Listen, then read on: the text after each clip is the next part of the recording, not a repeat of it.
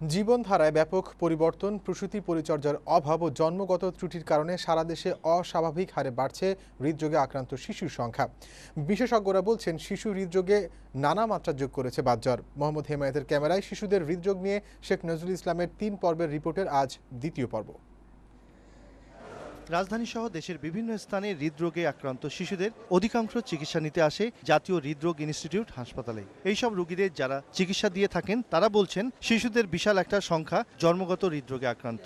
সাবধানতা বাড়াতে পারলে তা নিয়ন্ত্রণ করা সম্ভব। বাচ্চাদের ভিতরে যে জন্মগত হৃদরোগ হয় সেটার মেইন কারণ হচ্ছে জেনেটিক। জন্মগত হার্টের ডিফেক্টটা মেইনলি জেনেটিক কারণে হয় 90% ক্ষেত্রে, এবং 10% ক্ষেত্রে দেখা যায় যে এনভায়রনমেন্টাল ফ্যাক্টর, যেমন ভাইরাল ইনফেকশন। অন্যদিকে জন্মের পর অনেক ধরনের সংক্রামক রোগের কারণে হৃদরোগে ভোগে অনেক শিশু।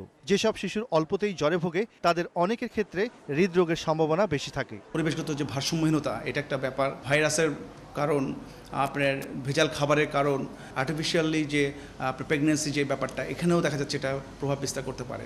বাতজ্বরের কারণে দেশের বিভিন্ন এলাকায় অনেক শিশু হৃদরোগে আক্রান্ত হয়। অভিভাবকরা এ নিয়ে সচেতন না হওয়ার কারণে পরবর্তীতে শিশুর জীবনে অনেক কষ্টকর অবস্থায় পড়তে হয়। শিশুদের হৃদরোগ সাধারণত দুই ধরনের হয়, একটা হলো জন্মগত আর একটা হলো অ্যাকোয়ার্ড, অর্থাৎ সে জন্মের পরে এই হৃদরোগটা তার হয়েছে। সেই ক্ষেত্রে কিন্তু বাতজ্বর হলো 1 নম্বর কিলার। এছাড়া বর্তমানে শিশুরা অতিমাত্রায় ফাস্ট ফুড বা জাঙ্ক ফুড খাওয়ার ফলে তাদের হৃদরোগে ভোগার সম্ভাবনা অনেক বেড়ে যায়। বেশি ফাস্ট ফুড খাওয়ার জন্য হোক আর যে কোনো কারণেই হোক, বাচ্চাদের একটু ফ্যাটি হয়ে যাওয়ার আগের তুলনায় একটু বেশি। হার্ট মাসেলের মধ্যে সমস্যা, দ্যাট ইজ ওই আমরা কার্ডিওমায়োপ্যাথি বলি। তো যে বাচ্চাগুলি ফ্যাটি বাচ্চা, ওই বাচ্চাগুলির ভিতরে গেলে এই টেন্ডেন্সিগুলি বাচ্চা দেখা যায়। বিশেষজ্ঞ চিকিৎসকরা বলছেন, সচেতনতা আর সাবধানতার মাধ্যমে এই রোগে আক্রান্ত শিশুর সংখ্যা অনেক কমিয়ে আনা সম্ভব। শেখ নজরুল ইসলাম, বৈশাখী নিউজ, ঢাকা।